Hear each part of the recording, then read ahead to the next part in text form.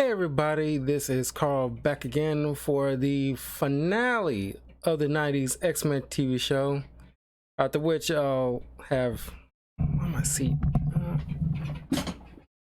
Uh, sorry. I'll be going through the other X-Men related TV shows. The Wolverine anime, the X-Men anime, X-Men Evolution, and Wolverine and the X-Men will be like the next ones. I think I'll go straight into X-Men Evolution. I think I'll leave the anime, since it's only one seasons, I'll leave them for last. But we're finally here. It's going to be relatively short because only 10 episodes here. And I did definitely have some thoughts here. But before we get into it, please, if you haven't already, please subscribe to my YouTube channel, youtube.com/talkativecarl, as well as my Twitch, twitch.tv/talkativecarl. Follow me on my Patreon. If you're not a Patreon member, www.patreon.com/talkativecarl. If you have suggestions for certain reviews that you want me to take care of, you can check out the tier listing in the link. And follow me on Twitter and Instagram as well. Links are all in the description below. And I'm close to reaching my 400 subscriber goal, so if you haven't subscribed, please subscribe, because I will be doing a Hot Ones challenge video in celebration next month, trying out each of the hot sauces from the show. I'm gathering questions, so if you haven't sent in your questions, do so via Twitter or my YouTube channel. So anyway, like I said, this is gonna be relatively quick because there's only 10 episodes. And first off, I want to start off by saying the animation here, albeit not the worst animation I've seen, it's not really compared to the stuff that, heck, I mean, like this season and the first season, it's animation. Well, I'll give it a little bit of leeway with the first season because they were still trying to find their footing. I didn't hate it, but I didn't love it either. I feel the same way for kind of like the opposite reason. Given the fact that how popular this show was, I'm not sure what exactly happened behind the scenes. Maybe there's like, you know, they ain't getting like the funding that they used to, or they're just trying to, like, you know, I'm not sure. You know, I'm pretty sure there is like an explanation, but it's like not necessarily a rush job, but kind of feels like a rush job in my opinion, because this animation kind of makes the characters move like jelly, and it reminds me of the 90s Fantastic Four TV series, where they move. It's like, you know, they got the same kind of like animation department working on this like they had with that. It's really, you know, it's not my favorite. You know, it's like I'm kind of disappointed because it's like, man, why couldn't y'all, like, I don't know, maybe the animation department that they did have in the previous seasons from 2 through 4, they probably had to go somewhere else, or, you know, something conflicting happened behind the scenes where they couldn't return. But they didn't really, the animation didn't really end on a high note. So I got to point that out right away. But it started off pretty strong. It's, you know, introduction of the Phalanx, this kind of techno-organic kind of alien race, and we're introduced to this character called Warlock, which is part of the Phalanx. And I think, at least this is the only time I've actually seen Warlock in anything. There was kind of some stuff with him in the 90s, early 2000s, something like that. But I really didn't, I heard of it, but didn't really delve into what the Phalanx was all about, what the story involving the X-Men was a thing. I know they had ties to the X-Men, but I'm not sure how deep it got. Pretty sure you guys know more than I do. You can leave a comment below. Let me know. Inform me, educate me on the Phalanx. Because they pop up here and there once in a while, especially during like the whole creation of the Krakoa stuff. There was something with like the Phalanx, but anyway, Warlock and his life mate was trying to escape their home world because the Phalanx race is all about like consuming and taking over, and they just want to live a life of peace. Phalanx followed them. Once they crash land on Earth, the life mate got taken by government agents. Warlock tried to seek out help, but the Phalanx followed them. Now they're starting some kind of pseudo this is techno virus. It's kind of like zombie virus, except it's techno organic, where it's consuming all sentient life, but it's having a tough time trying to take over mutants, anybody with an X gene. So it's, in lieu of just completely taking over, they put them in pods. So now it's like, it got to the point where like Beast is like, is the only one that managed to escape the X-Men compound, with Warlock hitching a ride. So going through an investigation, even to the point where, because it's like a zombie like apocalypse situation, because even certain enemies are teaming up with the good guys, because it's like it's starting to be widespread. It's spreading pretty wide, with the Empire State Building being like the focal point. It's like a transmitter kind of situation where all the Phalanx receiving like orders in like a hive mind kind of situation. And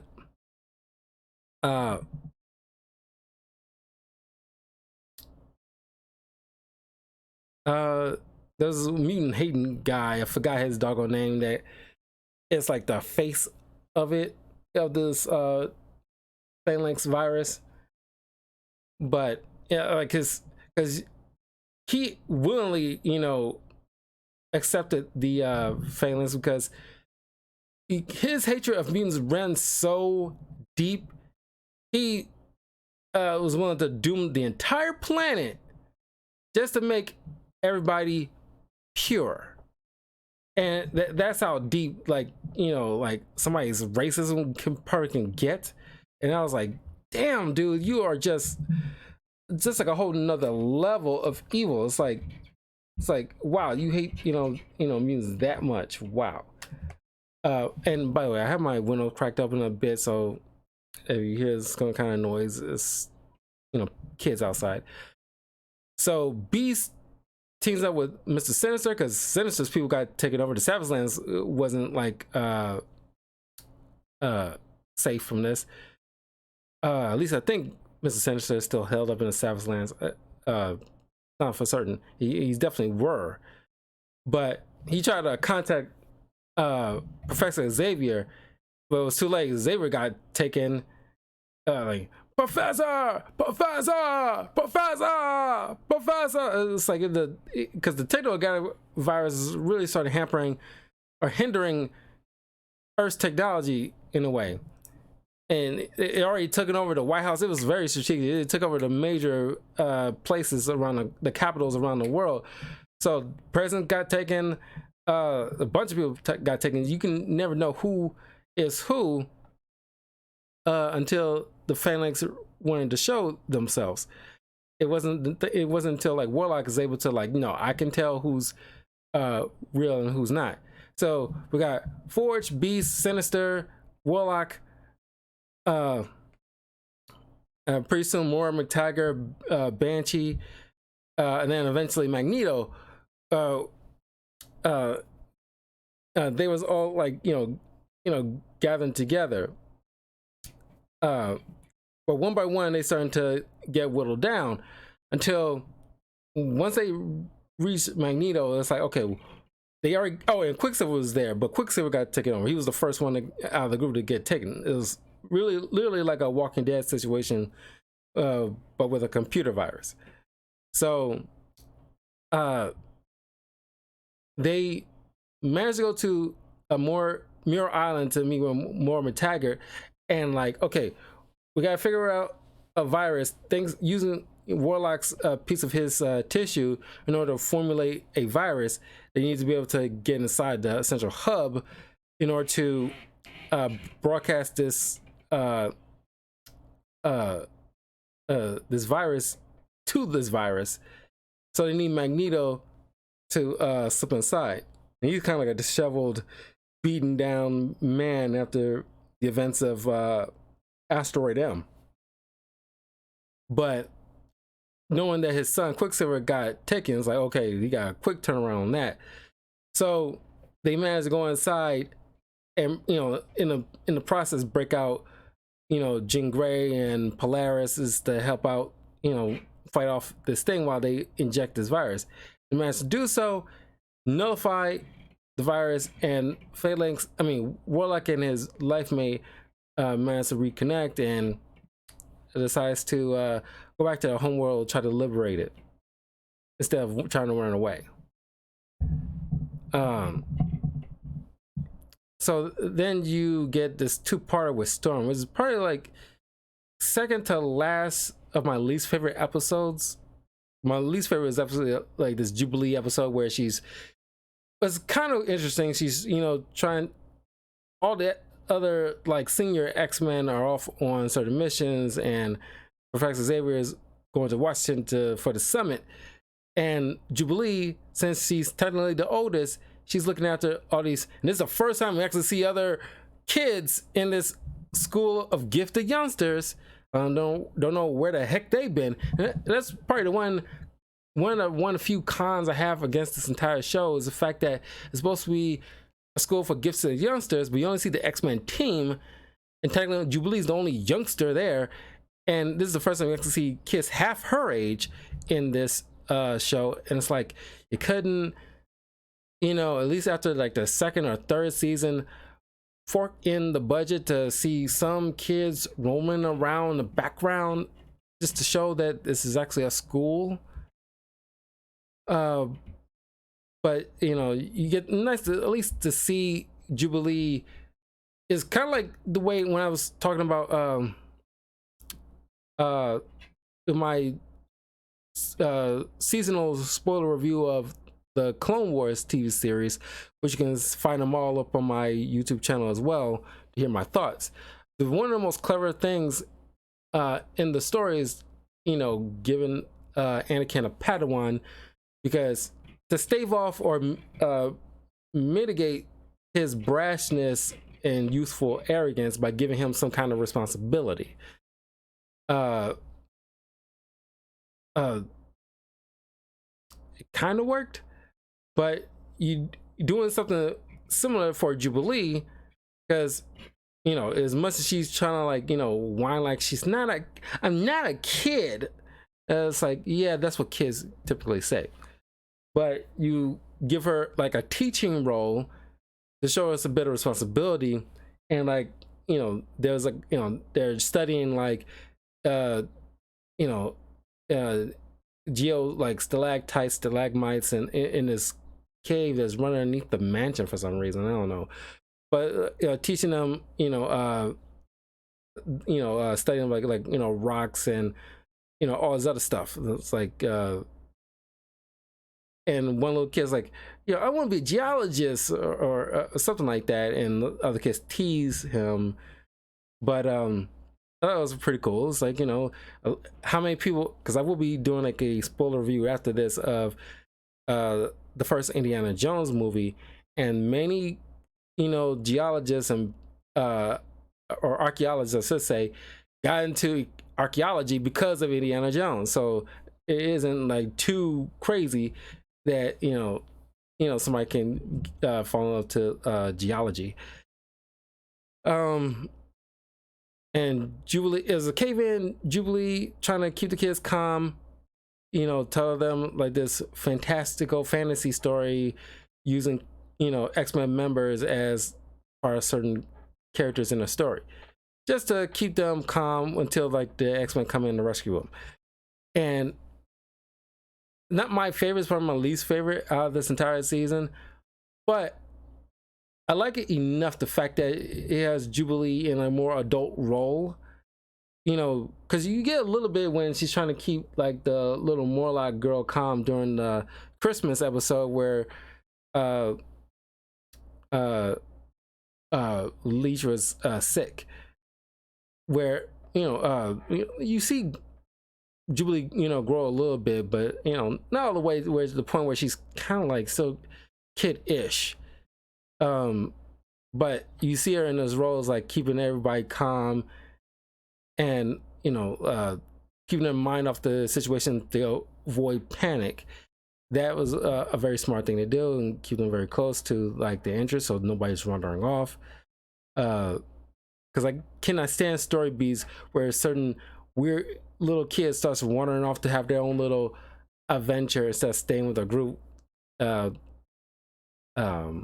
anyway, my second to least favorite episodes is two-part with Storm, where the weather is going out of whack for some reason to dangerous levels beyond the norm, all because of this dude, this name Akron, from this other this technically humanoid alien from this other dimensional planet, who is, well, they say he's alien, so he's coming from this other planet where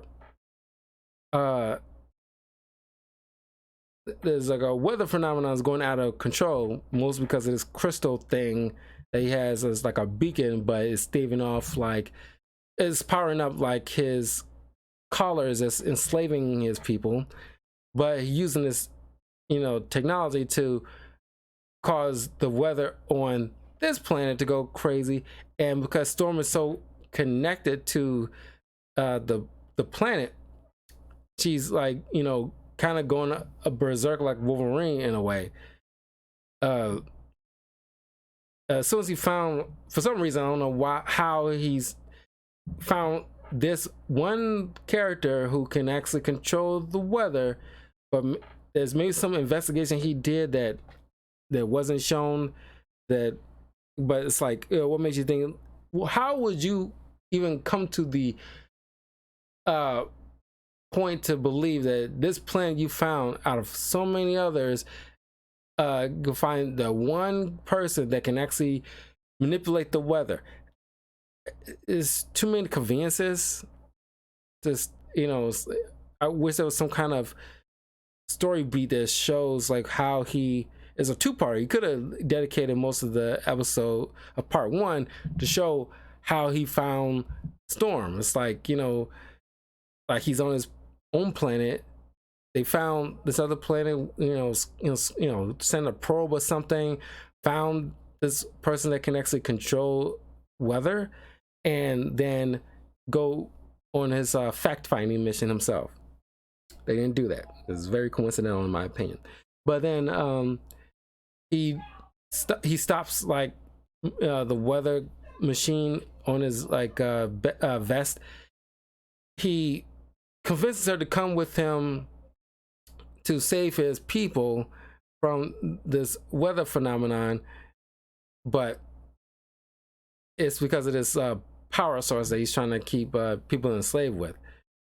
So the X-Men end up following them, and she's convinced like, oh, she's the only one that can actually save everybody and this guy's kingdom.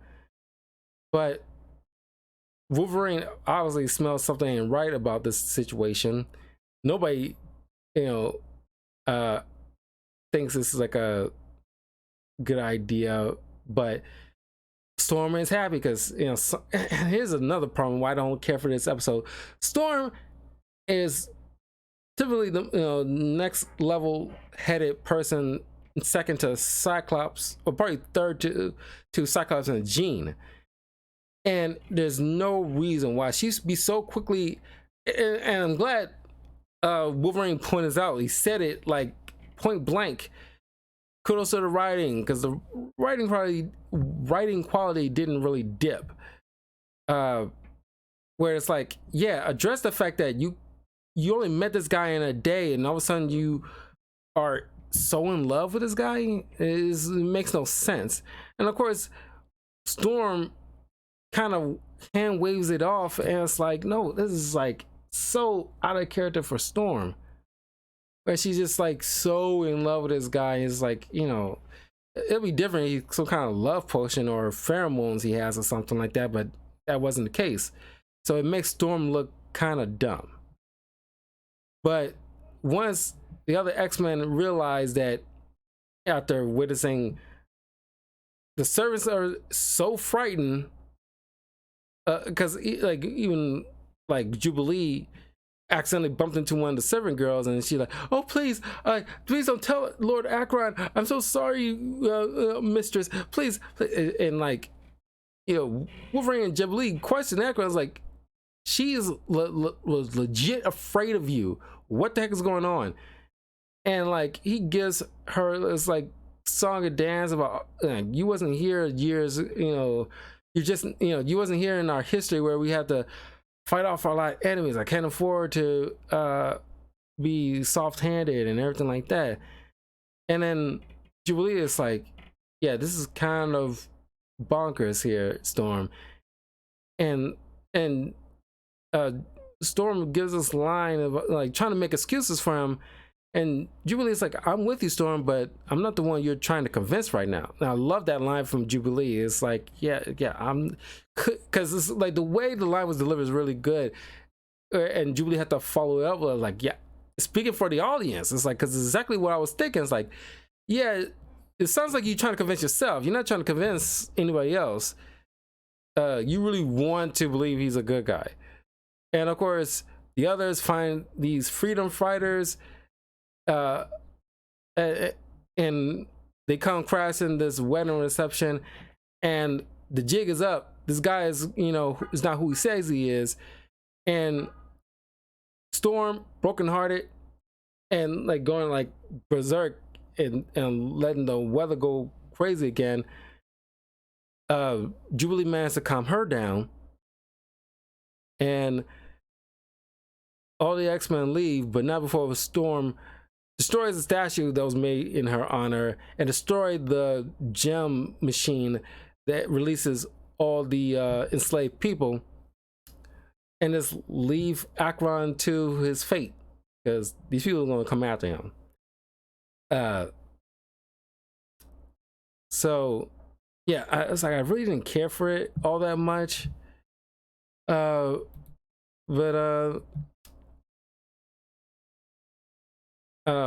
we got another. It's like, this is very, I won't say a Jubilee heavy season, but there are moments where Jubilee has some time to shine, and we had a return of Fabio Cortez, who was previously picked up by Apocalypse and working underneath him over in the South America, like the thing is South America, and her and Beast are traveling, just trying to take some time off from X-Men stuff. And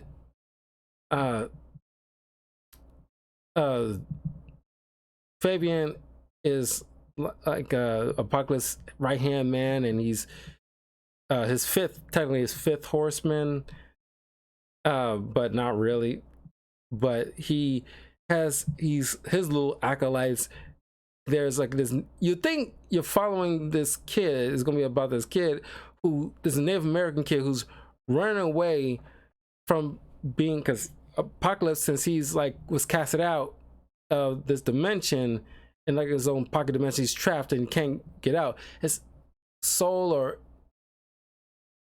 essence, or you know, or something, still influenced the part of the on the earth, talking with Fabian, and he needs like a vessel to transfer himself into, so he can be put back not only in this, you know, plane of existence, but also back on Earth.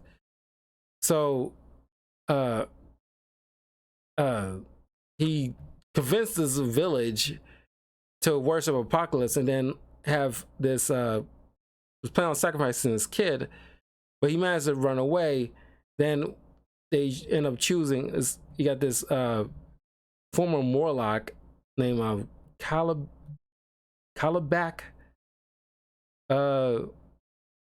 who knows Jubilee somehow, and because Kalibak is kind of like a beefy kind of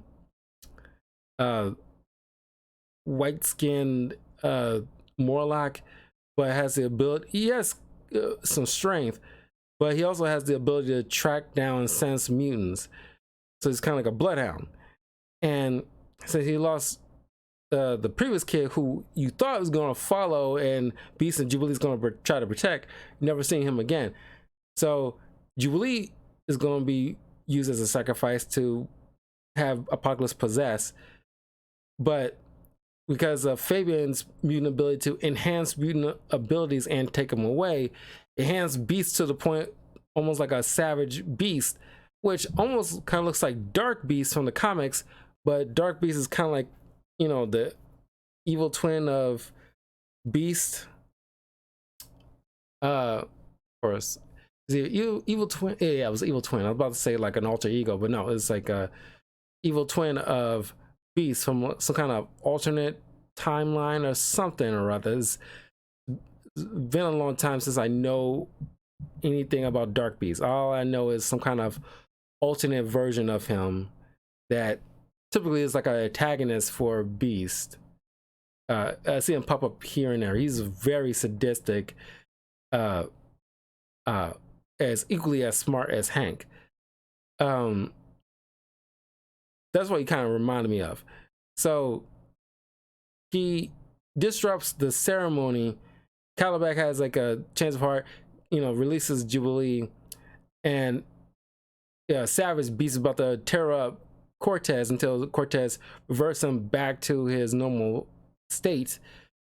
So everybody is escaping, and Apocalypse decides, I'll just take Cortez as my vessel instead. Don't know why he never did that in the first place, but now Apocalypse is back on Earth. We get this cool episode with Wolverine where he's reminiscing. He's in France looking over a gravesite of a person that he's having a major grudge against, that he wanted to settle things up with, but he passed away. So it's like now he can seek out his revenge, and you find out why he needed this revenge, because he, back in the 40s when he was fighting for the Allies, for the Canadian people, he teams up with Captain America. There's times in comics where you see like past adventures with Wolverine, and normally he teams up with Captain America to fight for the Allies.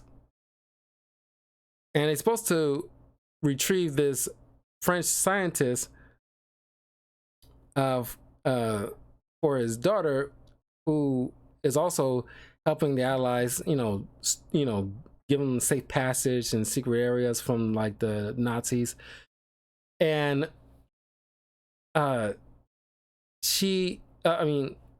they go to this castle and they try to help the scientists, but they get ambushed by Hydra and the Red Skull. And it turns out the scientists pushed the panic button to get everybody convening on them. And to Wolverine, it's like, oh, this guy's a complete turncoat.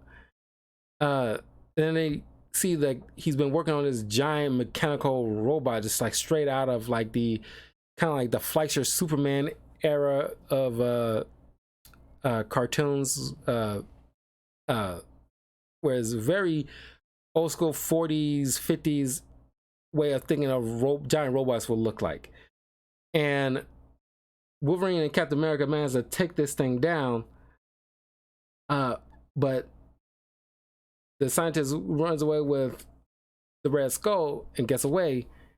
And Wolverine is like, man, it's like, this ain't a success. We failed. And Cap has to remind him, like, we took down another Nazi enterprise. We destroyed their blueprints and all their like mechanized machines. So we can, so they can't really advance or get a leg up on this war. We crippled them essentially. So we'll call that a win. And it's like, because leave it to Cap to like look on the bright side and give you kind of like that kind of hopeful kind of like optimism. But Wolverine is like, oh, and then of course this is before Wolverine got those bone claws. I mean like metal claws, but he has these like like kind of like grappling kind of hand wrist things, but actually got claws, kind of like Vega from Street Fighter. And he's like, he makes this kind of like lines like, I could get used to these. And it's like, haha, I see what you did there. But he considered it like a failure, and he's like, he wants a pound of flesh. But flash forward to the present day, and he meets up with the daughter, who doesn't look like she aged all that much since the 40s. Sure, you gave her a little sharper cheekbones, I guess, but it, could have gave her some a bit of gray hair or something. Because at first glance, she doesn't look like she aged all that much. But she explained to Wolverine that he was a double agent. He was still working for the Allies, and he was confused, like, why were we sent to come collect the guy if he was working for us this whole time?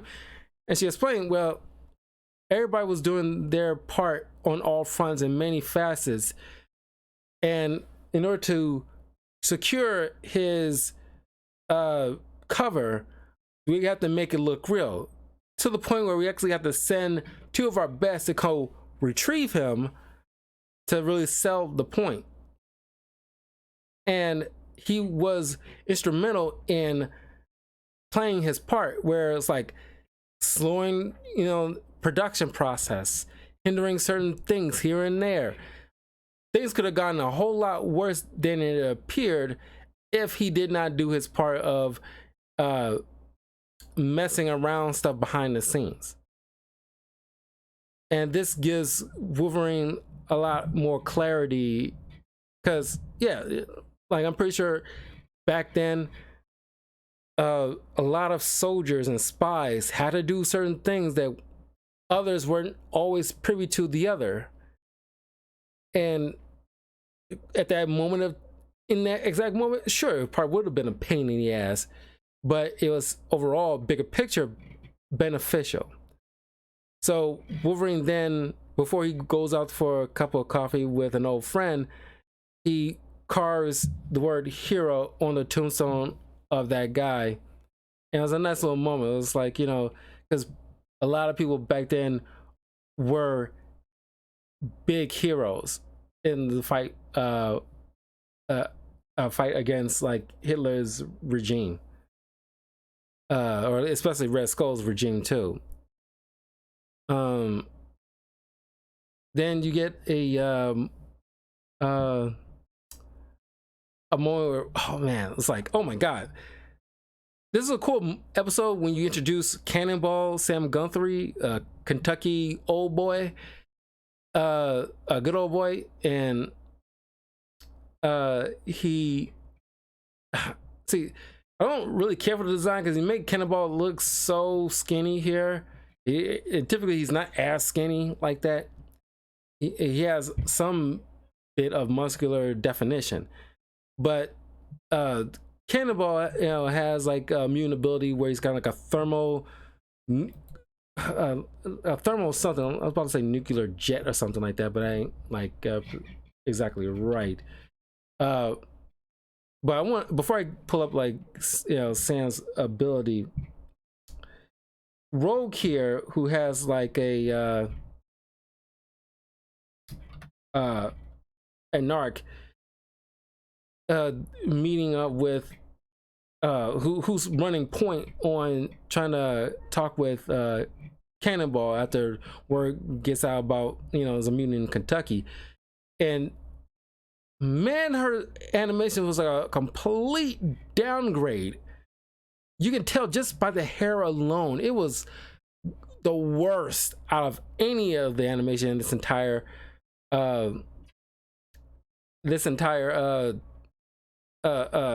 season.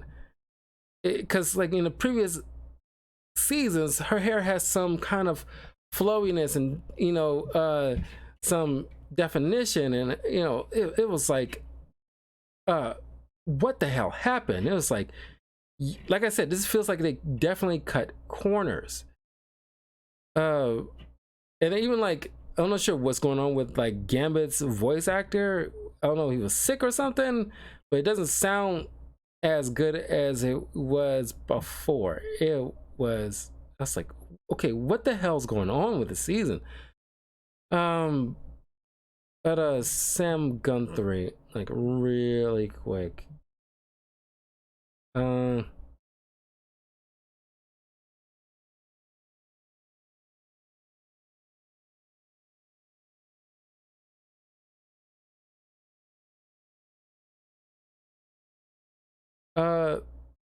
Thermochemical energy field propulsion. Cannonball possesses the ability to bodily generate thermochemical energy and release it from his skin. This energy is used as a thrust to cause his body to be propelled through the air like his namesake, at great heights and speeds with considerable maneuverability. He can control his speed and direction through sheer act of will. At first, he can only release this energy from his feet, but now he can fire it from almost any part of his body in a wide variety of effects, such as channeling it into a biokinetic blast from his hands. Power levels have varied over the years, but at his peak, he has been able to defeat the Shi'ar Imperial Guard leader Gladiator and devastate several city blocks by plummeting to the ground from high altitude. Blast field. This energy also manifests itself as an impenetrable and virtually indestructible blast field. He can use this blast field to function as a personal shield, or extending it to encompass others, shape the field around another person to imprison them, or absorb outside kinetic impact into his own energy supply and then rechannel it to increase the bludgeoning power of his blows, or create explosive shock waves upon impact. Superhuman durability. When he is using his powers, Cannonball possesses durability due to energy field that forms around his body. External. It had been theorized that Cannonball may have been one of the externals and therefore immortal, although evidence for this was somewhat questionable. So yeah, that's pretty much like Cannonball's like ability. So word got out about how he was a mutant thanks to some military,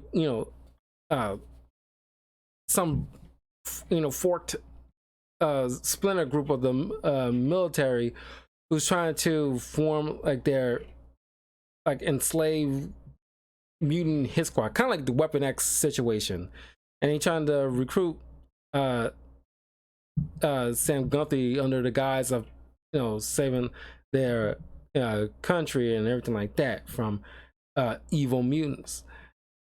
Of course, this kid kind of falls for it halfway through the episode, and to ensure his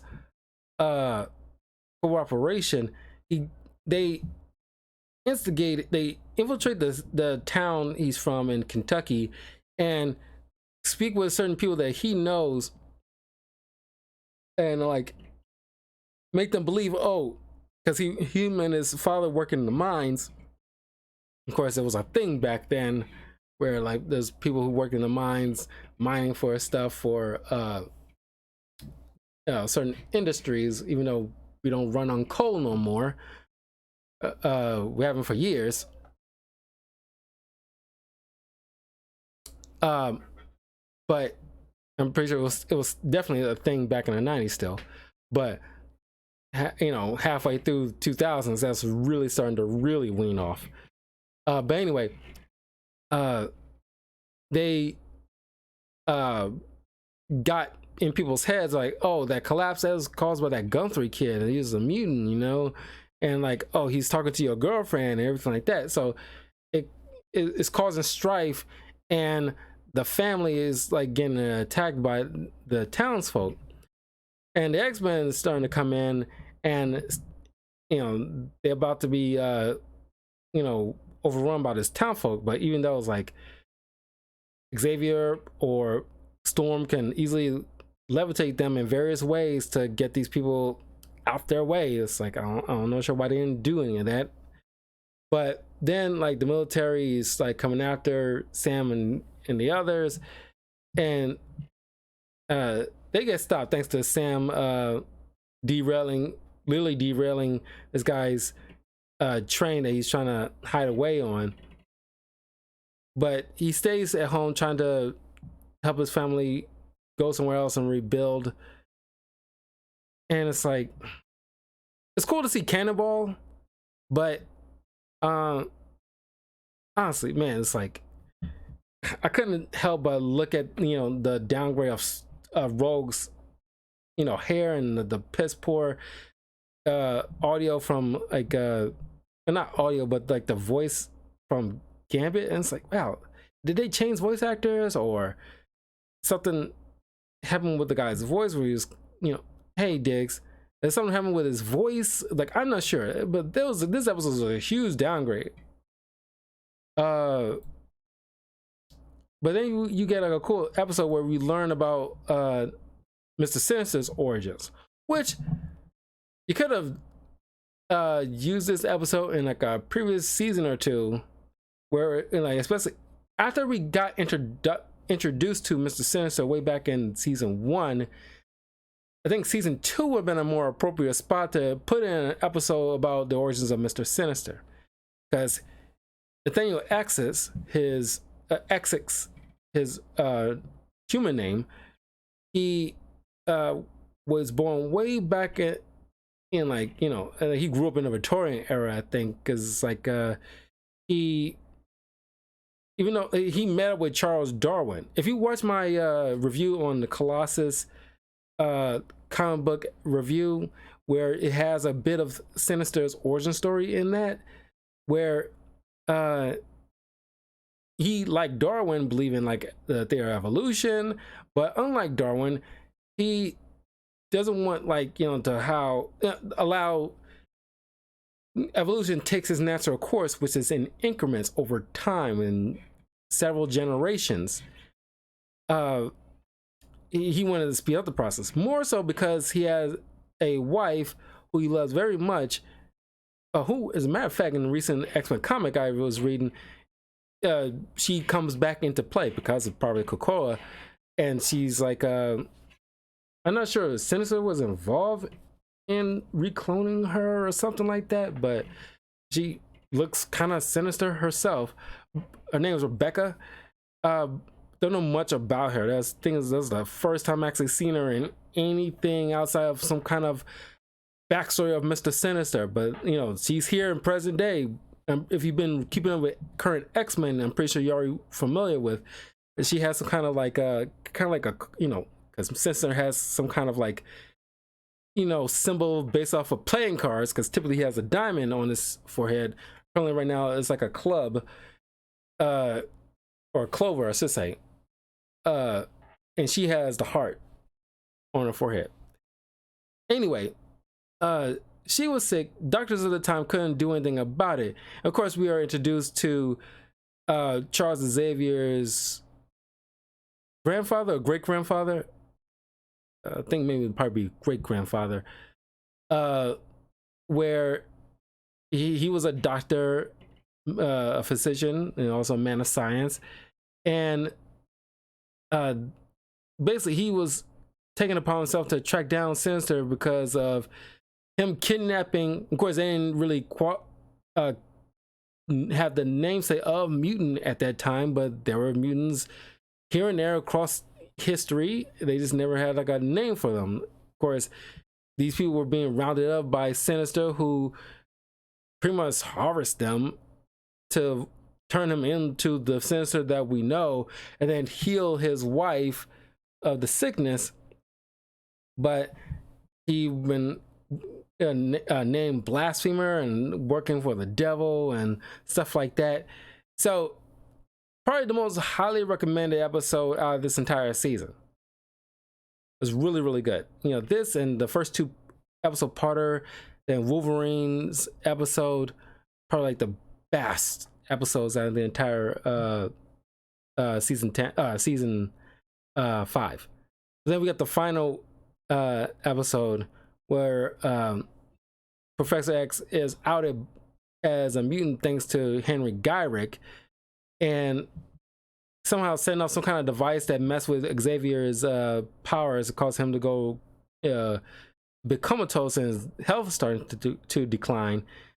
And seeing this on camera in front of like the UN and people watching this from various TVs across the globe, and all the other mutants has decided like, okay, this is the last. It's kind of like reminiscent to, if you read your history after, because since Xavier and Magneto is based off of Martin Luther King Jr. and Malcolm X, after MLK got assassinated, black people naturally got super upset to the point where riots was going like a whole sloth of riots was going across like the US. It's probably like half of what you saw from after the whole George Floyd situation. Like, you know, it was that monumental seeing that happen. And Muse is like, okay, F this, we had enough. This is the last straw. We couldn't, you attack somebody who was speaking for us, representing us, somebody who's, believed in peace between humans and mutants, and right in front of the UN, you decide to attack him. F it.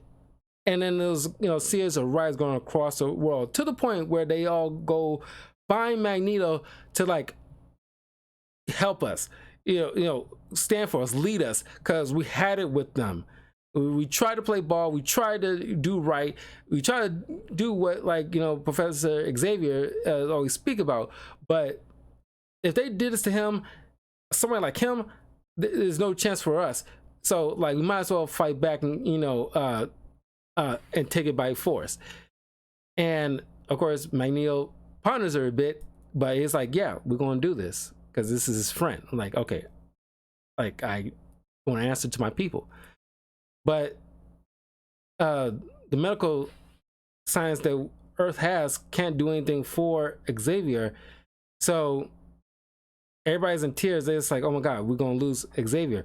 But then they come up with the idea, okay, maybe on Earth we can't do nothing here, but we can get the Shi'ar's technology and they can cure him. But the only way to reach out to them typically was Xavier using his, because him and Lilandra got like a mental connection, but since he's out of commission and Jean won't be able to do anything about it because they're, they don't have any kind of connection like that. Then it got me thinking, like, you didn't kind of set up anyway, because many times y'all had adventures with the Shi'ar, at least 3-4 times throughout this entire show. You didn't bother to have some kind of, especially after you meeting your father, Cyclops, you didn't have some kind of like digital device to contact somebody who will reach out to Lilandra to come to Earth to help Charles. It's kind of weird. But they go to get Magneto because Magneto had the, because psychic powers is, operate on a magnetic kind of wavelength on Earth. So Magneto could amplify a psychic's ability. So he's, Magneto had to sacrifice his war that he wants in order to save his best friend. So of course he will choose to save his best friend because that's what, as Jeans put it, like he would have done it for you without hesitation. So it's like, yeah, he was like, yeah, you're right, he would have, so he goes and amplifies his powers to reach out to Lilandra, but it gives him time to actually, speak to his X-Men. And you also get like a nice little moment with like Morph. He gets a return here where he goes on camera, disguises himself as Xavier to quell the mutant rampage. It's like, I'm okay, everybody, please settle everything down, do not act out of anger, all this other stuff, just to calm things down. But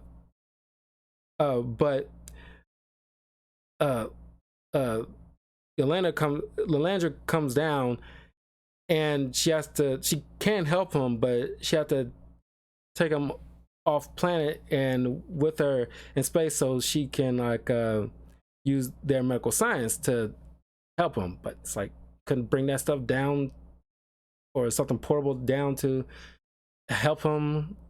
He has to be off world to get help. But anyway, it was what I really like out of this entire episode is the moment where it's called graduation day in a way, where Xavier has this nice moment with each of the X-Men. And I'm glad Morpheus here too, where Xavier gives his words of wisdom to each one of them and why he loves each and every one of them.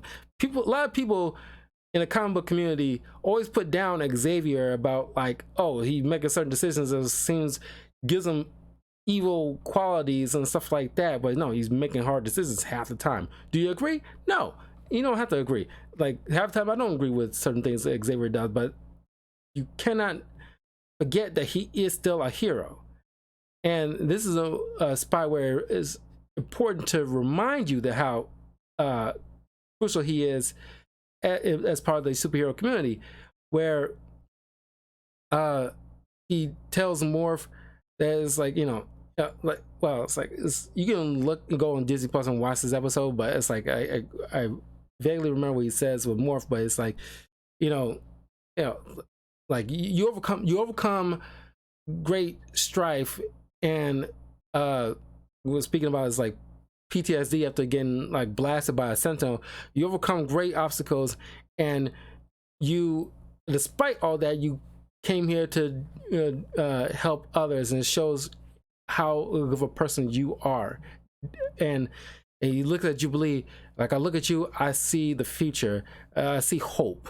As he look at Gambit, it's like, how long before you realize the scoundrel is actually a hero, and Rogue, like the person that can't touch anybody, but look around you, you touched us all. Love that part. That's a great line. Of course everybody's tearing up because this is a great speech. This is a part of the best line out of the entire season. There's been great lines, but like this, and like the stuff with Nightcrawler and like Wolverine and him praying and everything like that, those are probably like my favorite lines. But he looks at Magneto. It's like, like I couldn't ask for a better friend. Despite our differences, I could not ask for a better friend than you. He looks at Storm, and like, about, like, yeah, you always, always thought yourself as some kind of goddess, but you are like, you're one of the best of us. You're so kind. You're like so empathetic. You're so grounded, and like, because she's like, connected to the earth. She's like, their spirits is like is beyond words kind of situation. So look at Jean. It's like, you overcome great stuff yourself, but you are just like, so empathetic. She was like the soul of the X-Men, and it's like, and then he looks at Cyclops. It's like, if I had a son, it will be you, and I'm just so proud of you. And like, if I was your father, I would tell you every day how proud of you I am. And it was like I said, look up that. At least you can look up that scene on YouTube probably, but you can go on Disney Plus if you have it. Check out that episode, but more specifically that end scene, because that was incredible. Incredible line dialogue. It gets you very moved, especially if you've been binging this show and get to this point. It really kind of like gets to your heart. But that is pretty much it. Despite my reservations about the final season, there were still good episodes here and there, but I rank it still kind of low compared to the other seasons. I think the season with like Nightcrawler is probably like my favorite season overall. But that is the 90s X-Men show. The next TV show spoiler reviews, seasonal spoiler reviews that I'll be covering will be X-Men Evolution. So that'll be in the next like week or two.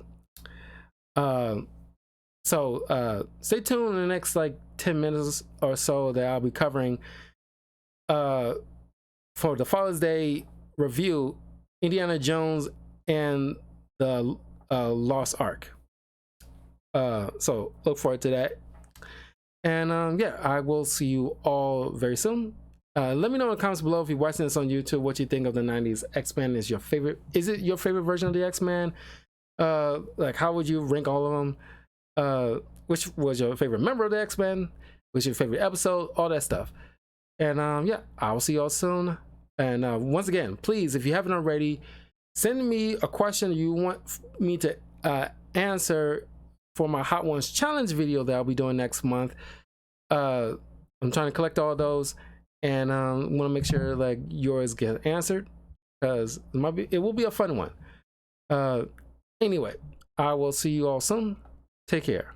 Anyway, I'm trying to collect a series of 10, but like, send me some questions and I'll choose out of all those questions the good set of 10. Maybe even add like an extra digit or two. Anyway, I'll see you all soon. Take care.